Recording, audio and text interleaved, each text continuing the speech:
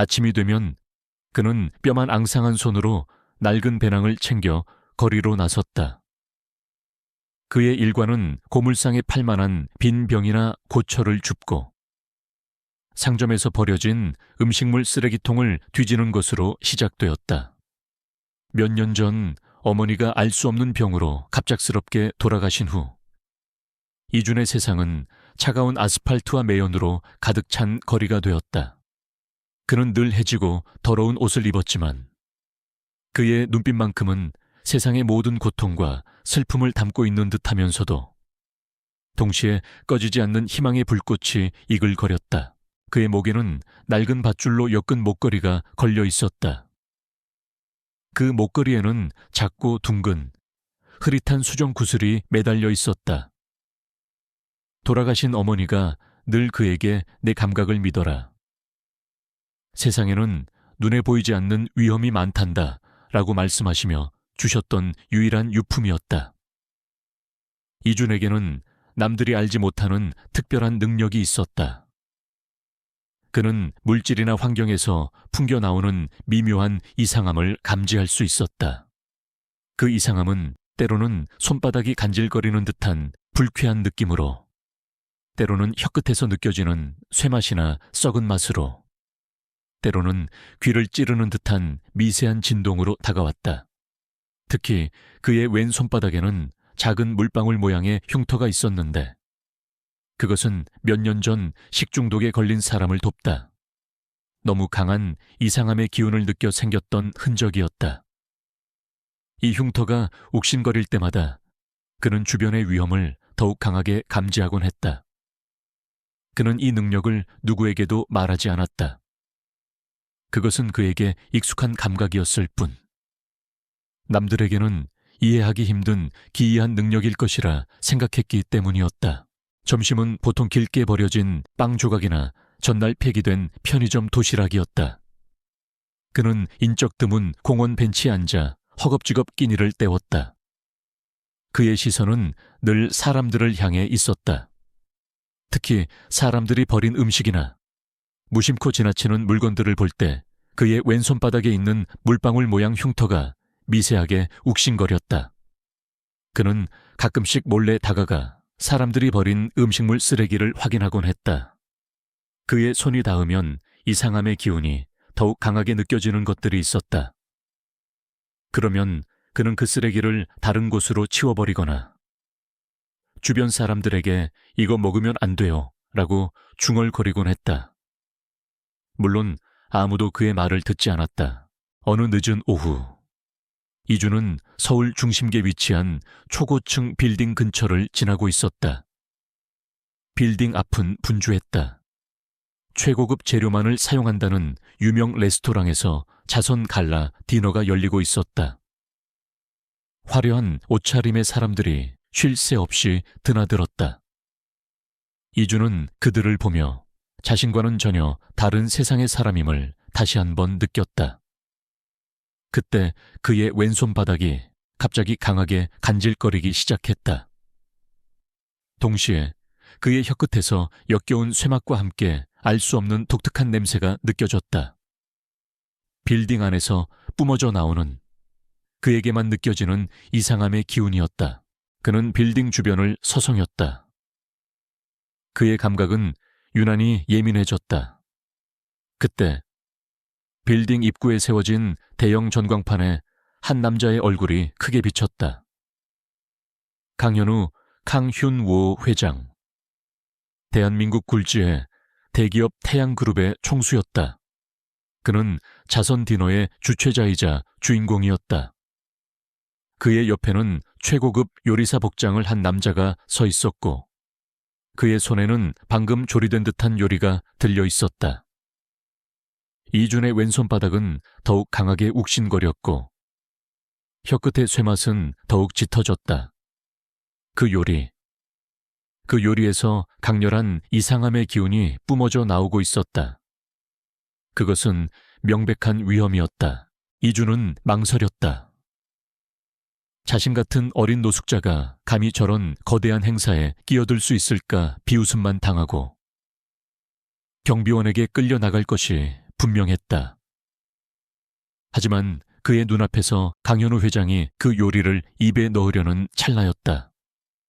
이준의 가슴속에서는 알 수 없는 강한 책임감이 불타올랐다. 어머니가 늘 말씀하셨던 감각을 믿어라. 지금 그의 감각은 생생하게 위험을 경고하고 있었다. 그는 더 이상 주저할 수 없었다. 그의 고요했던 삶은 이제 막 거대한 폭풍의 중심부로 빨려 들어갈 참이었다. 이준의 삶은 고요하고 단조로운 흐름 속에 갇혀 있었다. 매일 아침 그는 지하철에 몸을 싣고 강남으로 향했다.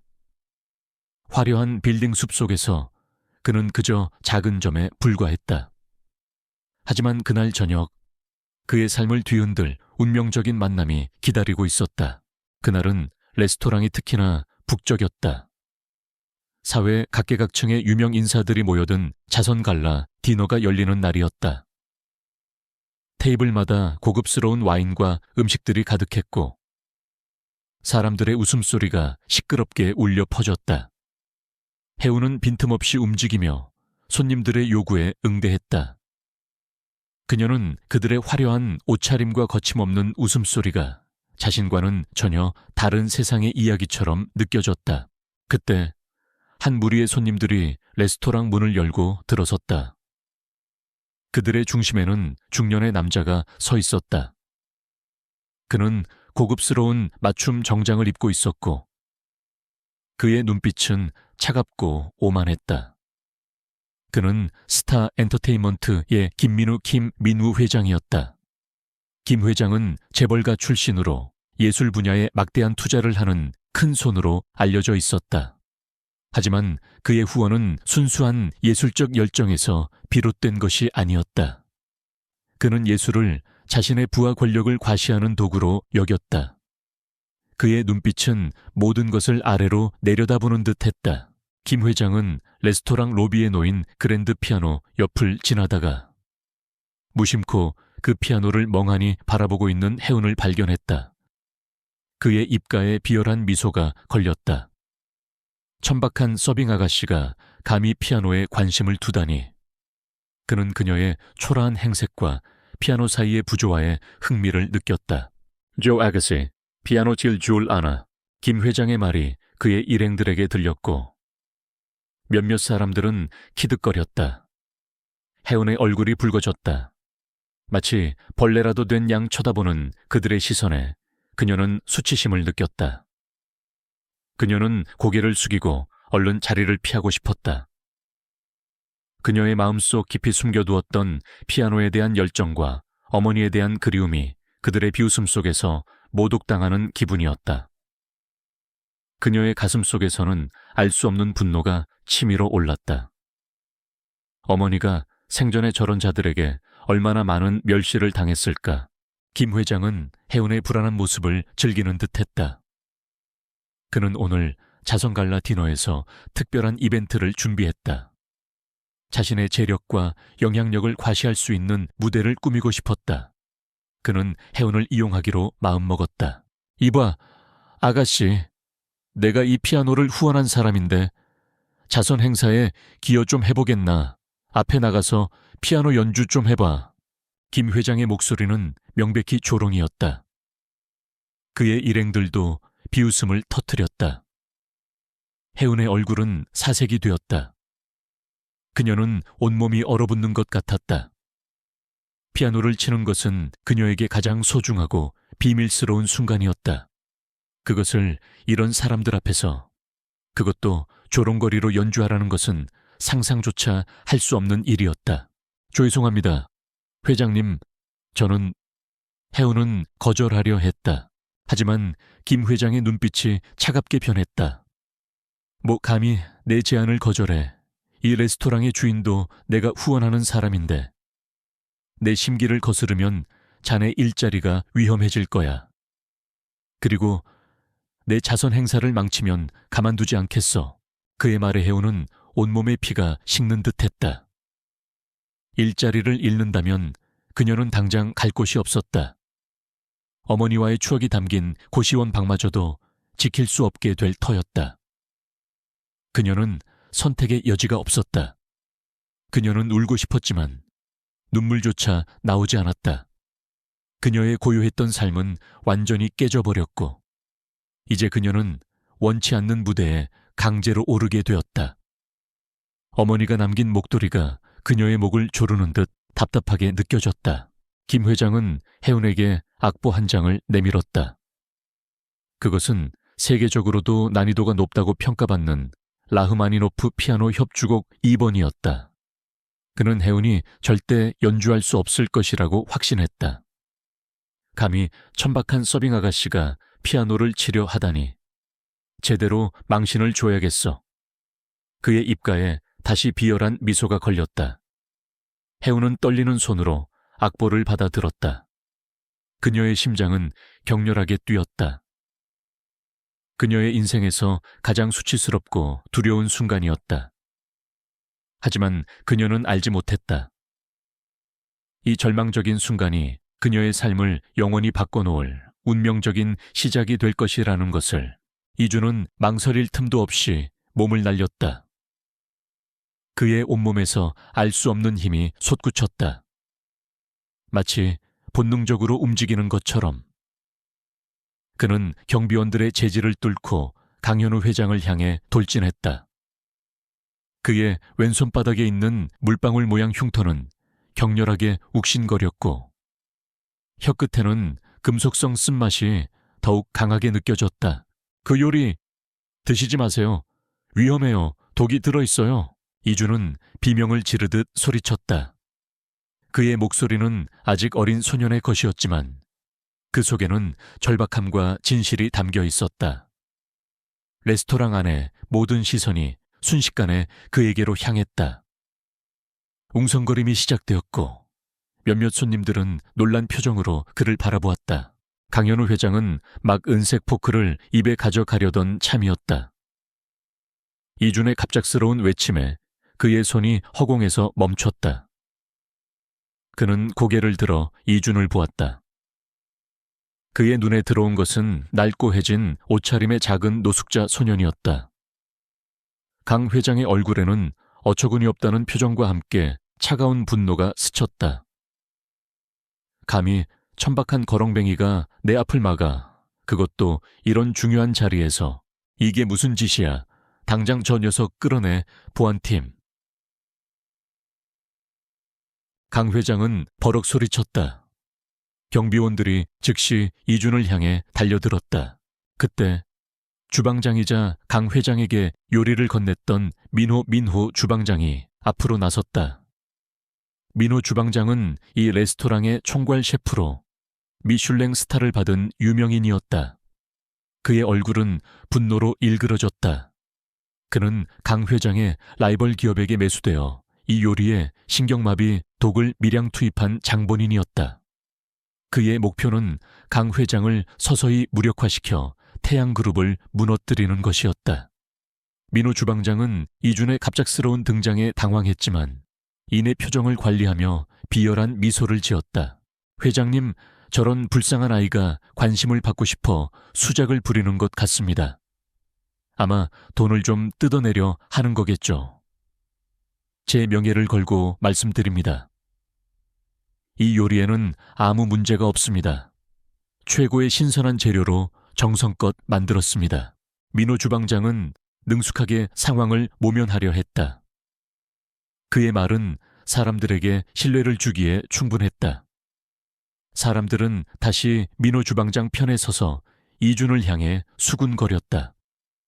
역시 저런 애들이 그렇지 뭐. 불쌍하긴 하지만 감히 저런 식으로. 경비원들이 이준의 팔을 잡고 끌어내려 했다. 이준은 발버둥 쳤지만 강한 성인의 힘을 이길 수 없었다. 그의 눈에는 절망감이 스쳤다. 아무도 그의 말을 믿어주지 않았다. 아닙니다, 정말이에요. 이 요리 이상해요. 냄새도 이상하고 맛도 이상해요. 회장님 드시면 안 돼요. 이준은 발버둥 치며 외쳤다. 그의 왼손바닥 흉터는 뜨겁게 타올랐고 혀끝에는 피비린내와 함께 쇠맛이 더욱 진하게 느껴졌다. 그 요리에서 뿜어져 나오는 이상함의 기운은 너무나도 강렬했다. 그 순간 강현우 회장의 비서인 강미나 비서가 상황을 주시하고 있었다. 그녀는 강 회장을 오랫동안 보좌해온 충성스럽고 냉철한 인물이었다. 그녀는 민호 주방장의 표정에서 미묘한 당황스러움을 읽어냈다. 그리고 이준의 눈빛에서 느껴지는 필사적인 진실함. 그녀의 직감이 말했다. 뭔가 이상하다. 강미나 비서는 재빨리 강 회장에게 다가갔다. 회장님, 잠시만 기다려 주십시오. 아이의 말을 무시하기에는 민호 주방장님의 표정이 평소와 다릅니다. 강 회장은 강미나의 말에 잠시 멈칫했다. 그는 그녀의 판단력을 신뢰했다. 그는 민호 주방장을 바라보았다. 민호 주방장은 애써 웃으려 했지만 그의 입꼬리는 미세하게 떨리고 있었다. 민호 주방장, 이 요리 정말 문제없다고 단언할 수 있겠나? 강 회장의 목소리는 낮게 깔렸다. 민호 주방장은 침착함을 가장하며 대답했다. 물론입니다. 회장님, 제 명예를 걸고 그때 이준은 마지막 힘을 다해 몸을 비틀어 경비원의 소나귀에서 벗어났다. 그는 다시 요리를 향해 돌진했다. 경비원들이 다시 그를 잡으려 하자 이준은 요리 접시를 향해 손을 뻗었다. 그의 손바닥이 요리 접시를 스치는 순간 작은 충격과 함께 요리 위에서 희미한 회색빛 기운이 솟아나는 것을 이준은 보았다. 회장님, 제발 이 요리는 먹으면 안 돼요. 이준의 외침에 강 회장은 민호 주방장에게 눈짓했다. 당장 요리를 가져가서 검사해봐. 민호 주방장은 당황했다. 그는 요리를 치우려 했지만 강미나 비서가 이미 요리 접시를 가로챘다. 제가 검사하도록 하겠습니다. 회장님. 그녀의 눈빛은 단호했다. 강 회장은 민준을 바라보았다. 그의 눈빛에는 여전히 의심이 있었지만 동시에 알 수 없는 호기심이 피어났다. 저 아이는 대체 무엇을 알고 있는 걸까? 그는 이준을 당장 쫓아내지 않고 잠시 상황을 지켜보기로 했다. 민호 주방장은 식은땀을 흘리며 이준을 노려보았다. 그의 마음속에서는 분노와 함께 알 수 없는 두려움이 피어올랐다. 이 노숙자 소년이 자신의 거대한 계획을 방해할 줄은 꿈에도 생각지 못했다. 그는 이준을 반드시 처리해야겠다고 결심했다. 그의 눈에 비열한 살기가 번뜩였다. 이준의 외침과 강미나 비서의 개입으로 강현우 회장은 요리를 맛보지 않았다. 하지만 상황은 여전히 불확실했다. 민호 주방장은 이준을 노려보며 분노를 사겼다. 강 회장은 이준을 당장 쫓아내지 않고 호텔의 임시 감금실에 그를 데려다 놓으라고 지시했다. 그의 목적은 이준의 주장이 사실인지 확인하는 것이었지만 동시에 저런 지저분한 아이가 자신의 파티에 더 이상 나타나지 않기를 바랐다. 감금실은 좁고 창문 없는 창고 같았다.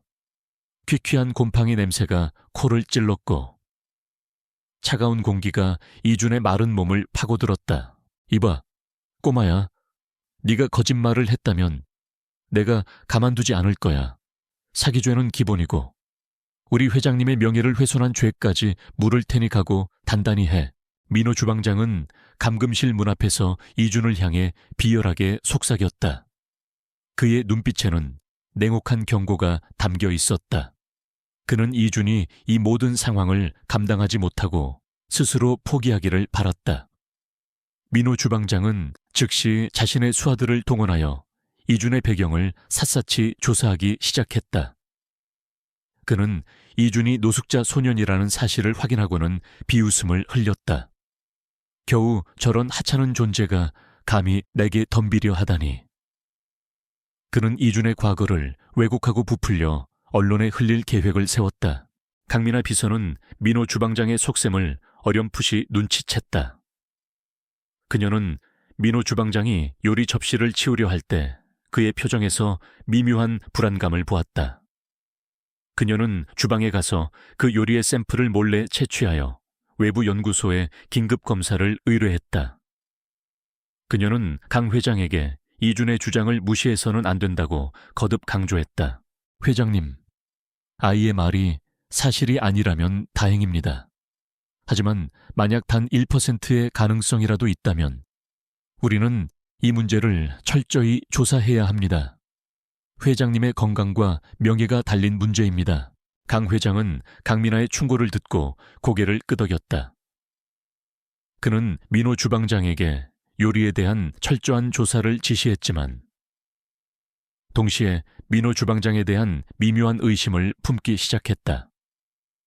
그는 민호 주방장이 평소 자신의 라이벌 회사와 은밀한 관계를 맺고 있다는 소문을 들은 적이 있었기 때문이었다. 그의 마음속에서는 복잡한 계산이 시작되었다. 이준은 감금실의 차가운 바닥에 앉아 있었다. 그의 왼손 바닥에 있는 물방울 모양 흉터는 계속해서 욱신거렸고 혀끝의 쇠맛은 더욱 진해졌다. 그는 강민아 비서가 가져간 요리 샘플이 무사히 검사되기를 간절히 바랐다. 그는 아무것도 할 수 없었다. 시간은 그의 편이 아니었다. 이준, 곧 있으면 내 시간이 끝난다. 만약 내 말이 거짓이라면 넌 평생 감옥에서 썩게 될 거야. 민호 주방장이 감금실 문 밖에서 그를 조롱했다. 그의 목소리에는 승리감이 가득했다. 민호 주방장은 이준의 증언이 자신에게 위협이 된다는 것을 알기에 그를 철저히 짓밟을 작정이었다. 그는 이미 몇몇 언론사에 이준이 강현우 회장을 협박하려 했던 노숙자 사기꾼이라는 가짜 뉴스를 흘려보냈다. 이준은 자신의 무력함에 절망했다. 그는 고개를 숙였다. 자신이 이대로 거짓말쟁이로 낙인 찍히고 세상에서 사라지게 될까? 그의 어린 심장은 두려움에 떨렸다. 그의 목에 걸린 어머니의 낡은 목걸이가 차갑게 식어 있었다. 그는 혼자였다. 거대한 권력과 편견 앞에서 그는 한없이 작은 존재였다. 그의 눈앞에는 어머니의 마지막 얼굴이 아른거렸다. 두려워하지 마, 준아. 너의 감각을 믿어. 그때 감금실 문틈으로 희미한 발소리가 들려왔다. 강민아 비서였다. 그녀는 초조한 얼굴로 이준을 바라봤다. 이준, 연구소에서 검사 결과가 나왔어. 요리에서 독극물이 검출되었대. 하지만 아직 정확한 성분을 분석 중이야. 그리고 민호 주방장이 너에게 무슨 짓을 하려고 했는지, 그리고 그 뒤에 누가 있는지도 알아내야 해. 시간이 없어. 회장님은 아직 완전히 믿지 않고 있어. 널 경찰에 넘기려 할지도 몰라. 강민아 비서의 목소리에는 다급함이 묻어 있었다. 그녀는 이준에게 마지막 희망을 걸고 있었다. 이준은 고개를 들었다. 그의 눈은 더 이상 두려움에 떨지 않았다. 그의 왼손바닥 흉터가 다시금 뜨겁게 타올랐다. 어머니의 목소리가 그의 귓게 울렸다. 너의 감각을 믿어라. 그는 자신의 특별한 능력을 최대한 발휘해야 할 때가 왔음을 직감했다. 그는 테이블 위로 놓인 요리의 작은 파편들을 집중해서 바라봤다. 그의 눈에 보이지 않는 이상함의 기운이 더욱 선명하게 드러났다. 그는 민호 주방장의 의도, 그리고 그 뒤에 숨겨진 거대한 그림자를 볼 수 있을 것 같았다. 그의 삶의 모든 순간이 이 한 번의 시도에 달려 있었다. 그는 더 이상 도망치지 않을 것이다. 김민주는 감금실의 차가운 공기 속에서 자신의 감각에 모든 정신을 집중했다.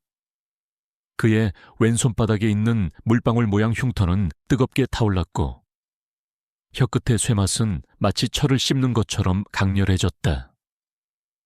그는 테이블 위에 놓인 강현우 회장이 맛보려 했던 요리의 작은 파편들을 응시했다. 그의 눈에는 육안으로는 보이지 않는 짙고 어두운 기운의 흐름이 보였다.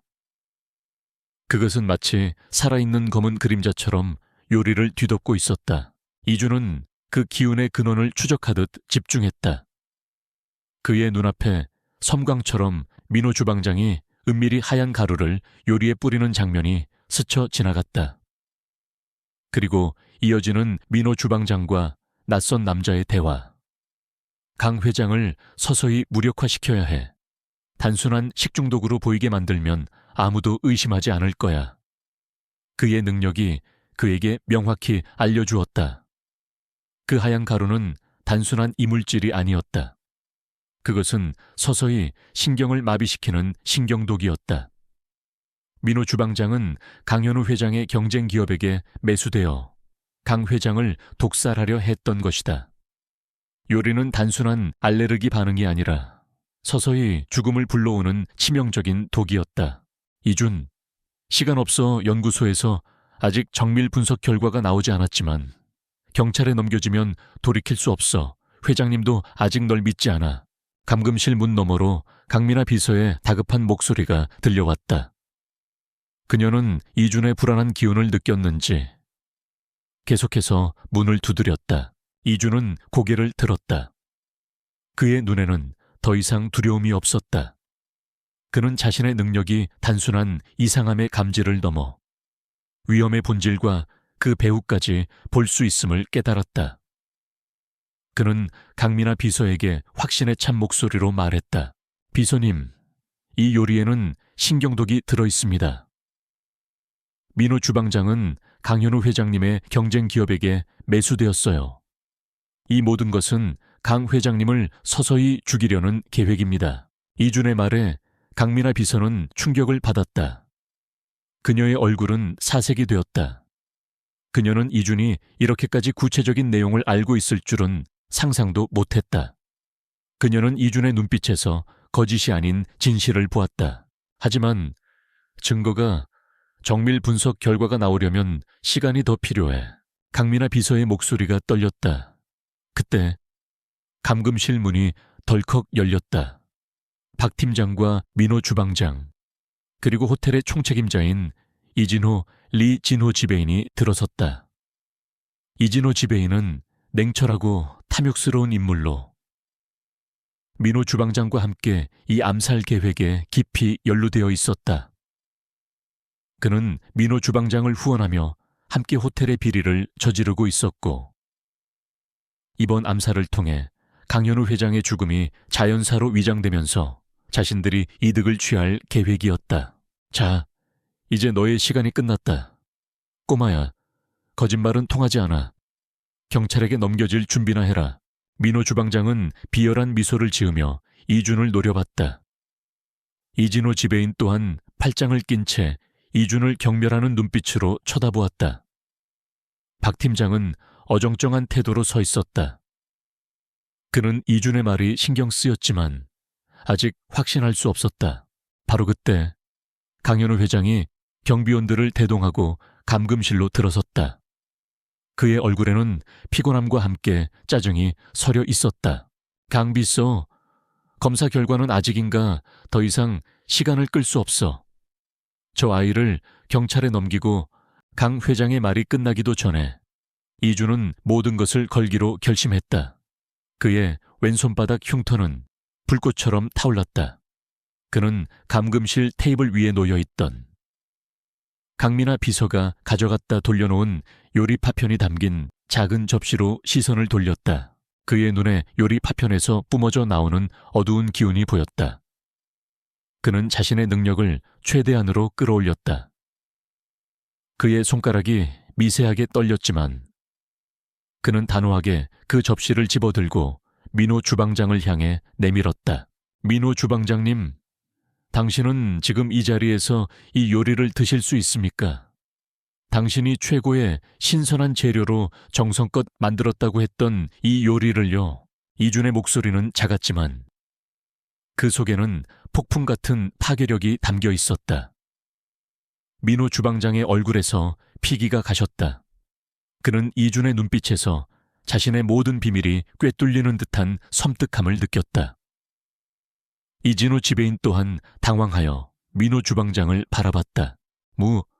무슨 말도 안 되는 소리야. 저 자식이 또 수작을 부리는군. 당장 끌어내. 민호 주방장은 발악하며 요리 접시를 빼앗아 바닥에 내던지려 했다. 그러나 이주는 접시를 놓치지 않았다. 그의 손이 민호 주방장의 손을 스쳤다. 그 순간 민호 주방장의 눈에 공포가 스쳤다. 그의 몸이 굳고 그의 입에서는 알 수 없는 말이 흘러나왔다. 호 지배인 그가 시켰셔. 민호 주방장은 갑자기 숨을 헐떡이며 바닥에 쓰러졌다. 그의 얼굴은 청색으로 변했고 입에서는 거품이 나왔다. 마치 그 독극물이 그의 몸에 작용하는 것처럼 보였다. 이 모든 상황은 김민정 기자와 카메라 팀에게 실시간으로 녹화되고 있었다. 그들은 강 회장에게 이준의 주장에 대한 증거를 요청받고 감금실 앞에 대기하고 있던 참이었다. 강민아 비서가 소리쳤다. 방금 자백했습니다. 신경독이라고 이진호 지배인이 배후라고. 이진호 지배인은 민호 주방장의 자백에 경악하며 뒤를 돌아 도망치려 했다. 하지만 그의 몸은 이미 경찰에 의해 제압되었다. 강현우 회장은 눈앞에 펼쳐진 충격적인 광경에 얼어붙었다. 그가 믿었던 주방장이 자신을 죽이려 했고 그 뒤에 이진호 지배인까지 있었다니. 그리고 이 모든 것을 밝혀낸 것은 그가 무시했던 어린 노숙자 소년이었다. 그의 머릿속은 혼란으로 가득 찼고 그의 눈빛은 이준을 향해 경외와 함께 깊은 후회를 담고 있었다. 이준의 왼손바닥 흉터는 승리의 빛처럼 강렬하게 타올랐다. 김지훈의 신문실은 언론의 스포트라이트를 받는 예상치 못한 무대로 변해버렸다. 김민정 기자의 카메라가 불을 뿜는 가운데 박민국 팀장의 얼굴은 사색이 되었고 김 아주머니는 공포에 질려 뒤로 물러섰다. 지훈의 손목에 감긴 할머니의 팔찌는 마치 그의 내면에 숨겨진 힘을 드러내듯 뜨겁게 달아올랐다. 그의 눈에 보이는 데이터의 흐름은 이제 혼란스러운 빛의 물결이 아니라 명확한 진실의 지도로 펼쳐졌다. 박민국 팀장님, 제가 와이파이를 해킹하려 했다는 김 아주머니의 주장은 오해였습니다. 하지만 이 건물에서 실제로 벌어지고 있는 일은 와이파이 간섭보다 훨씬 심각합니다.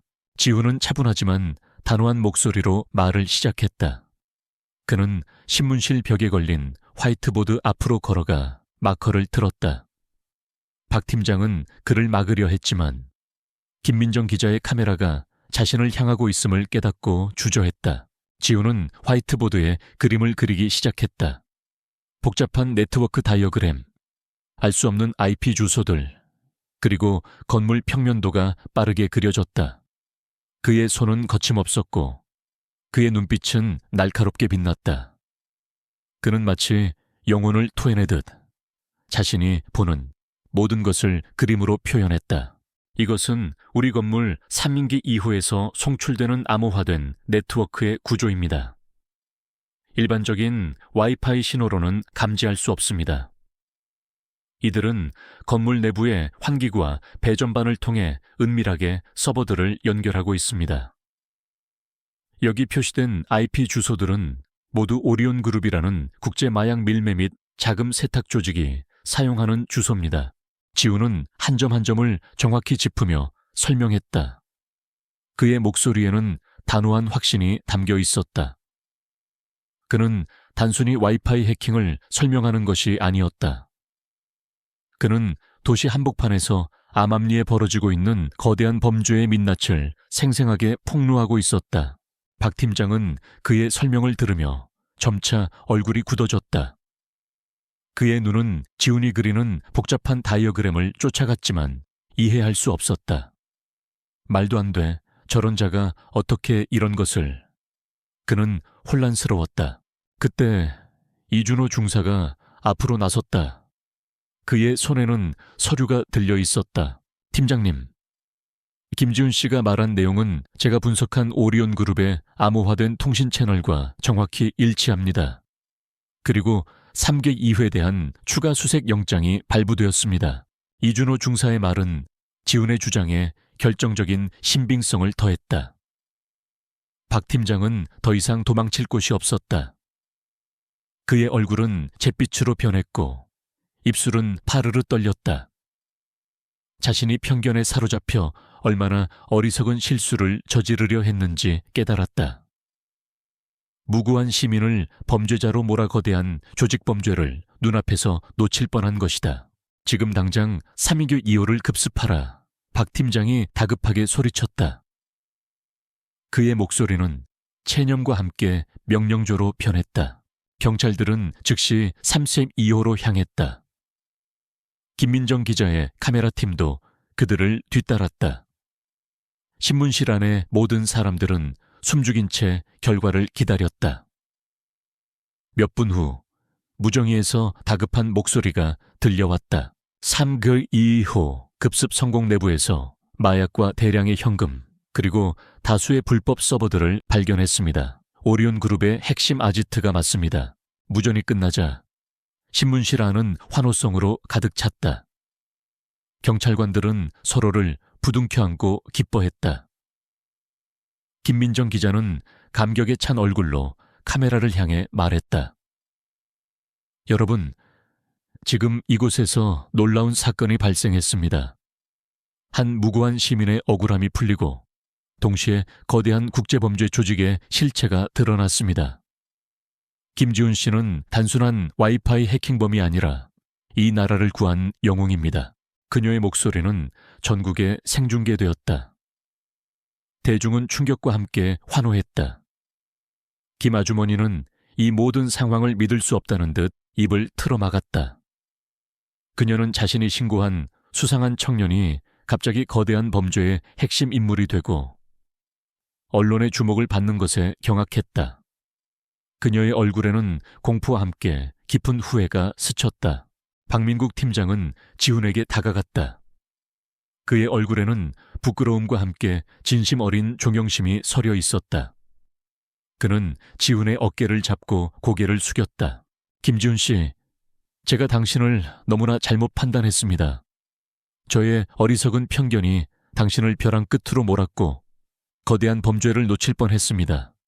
정말 죄송합니다. 당신은 우리 경찰을 구했고 이 나라를 구했습니다. 당신은 진정한 영웅입니다.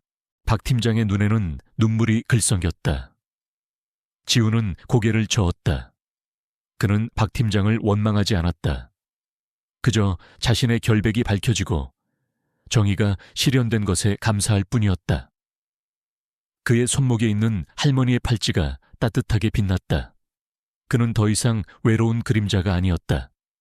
그는 빛 속에 우뚝 선 영웅이었다. 그의 승리는 단순한 개인의 승리가 아니라 편견과 불의에 맞서 싸운 모든 약자들의 승리였다. 이준의 영웅적인 활약은 서울을 넘어 전국을 뒤흔들었다.